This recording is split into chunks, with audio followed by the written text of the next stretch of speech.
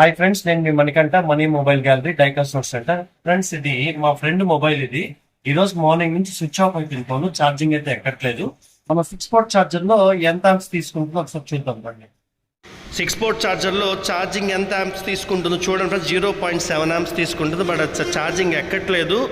ఈ ప్రాబ్లం అయితే మనం రెక్టిఫై చేద్దాం. ఇది మోస్ట్లీ ఇది కంప్లైంట్ ఛార్జింగ్ స్ట్రిప్స్లో కంప్లైంట్ ఉండుండొచ్చు.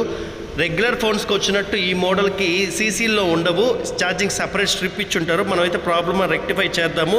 ఇప్పుడు చూడండి ఫ్రెండ్స్, 6 పోర్ట్ ఛార్జర్లో 2.1 యాంప్ తీసుకుంది. అది ప్రాబ్లం సాల్వ్ అయింది. మనం ఒరిజినల్ స్పేర్ మార్చకుండా ఇప్పుడు చూడండి ఫ్రెండ్స్, డిస్ప్లే కూడా ఛార్జింగ్ ఎక్కుతుంది.